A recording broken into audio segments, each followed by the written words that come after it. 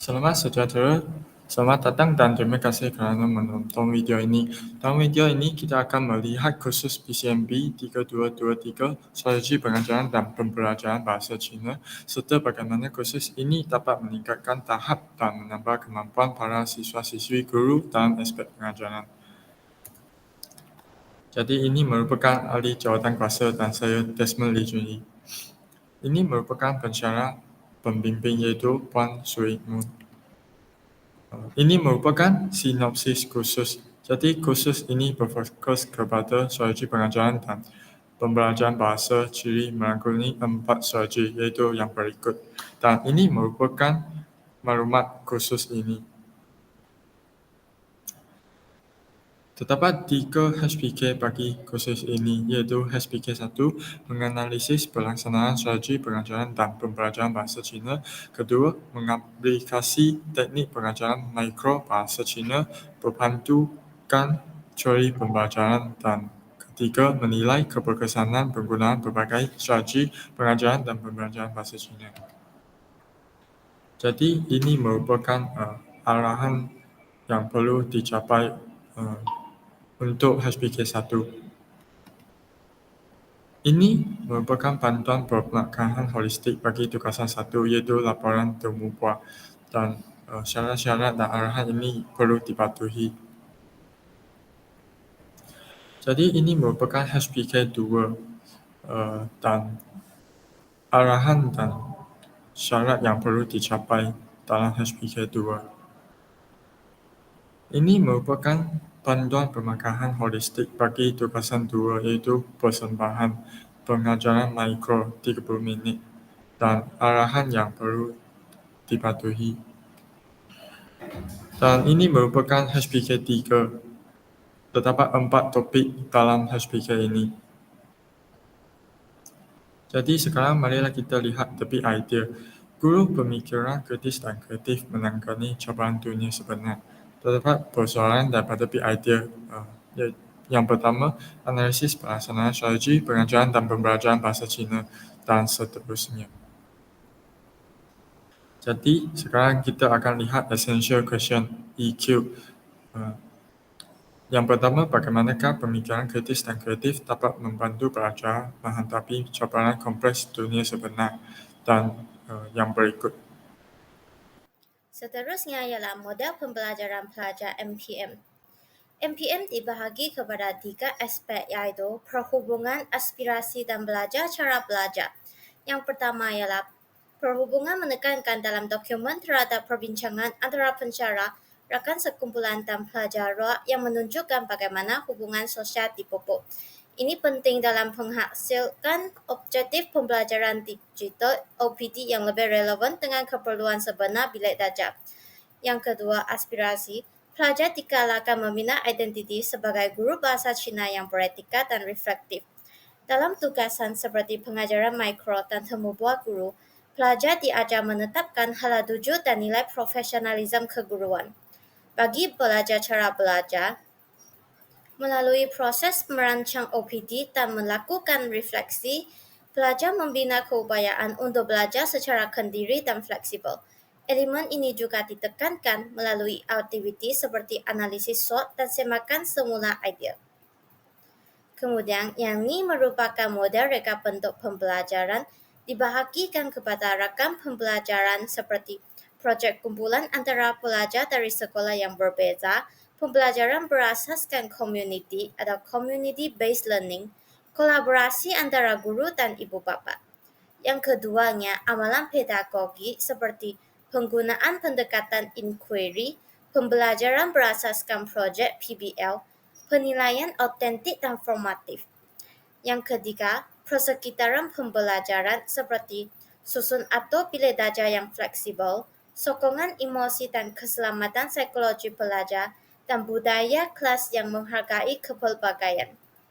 Komponen yang terakhir yaitu pemanfaatan digital seperti penggunaan aplikasi pembelajaran seperti Kahoot, Nearpod dan Google Classroom, pembelajaran dalam talian dan hybrid, pemanfaatan AI dan analitik pembelajaran. Seterusnya, saya akan menerangkan tentang bagaimana tugasan kursus kita dapat mencapai kerangka 3I, 3R, dan 6C.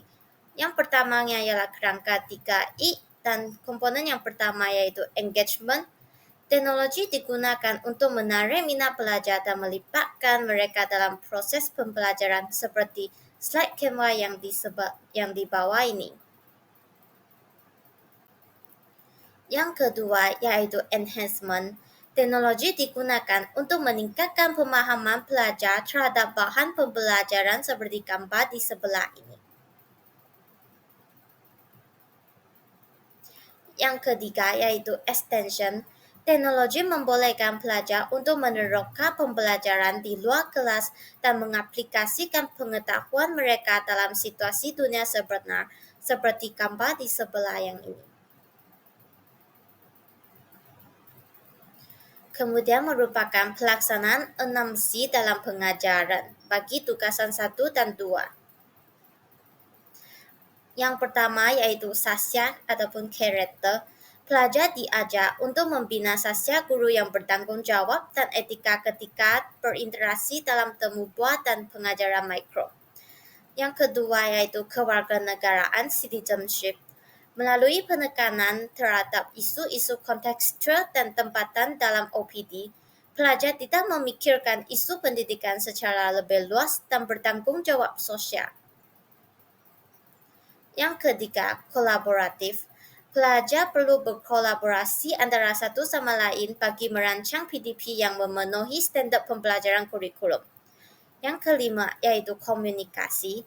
Komunikasi dapat dibentuk melalui latihan penyampaian atau pengajaran mikro, pembentangan hasil OPD, dan interaksi semasa temu buah yang dapat melatih pelajar menyampaikan idea secara jelas, meyakinkan, dan sesuai dengan audiens dalam konteks pendidikan. Seterusnya adalah pemikiran kritis. Menilaikan kesahihan maklumat yang diperoleh daripada responden dengan membandingkannya dengan teori, amalan sebenar atau dasar pendidikan semasa. Sebagai contoh, soalan terbuka seperti, jika kamu ialah watak utama, apa yang akan kamu lakukan? Digunakan untuk merangsang pemikiran dan pendapat pelajar. Yang akhirnya adalah kreatif. Mereka bentuk aktiviti pembelajaran yang bukan sahaja menarik tetapi juga mencapai objektif pengajaran. Proses ini memerlukan mereka mencipta bahan atau soalan yang menimbulkan pemikiran inovatif.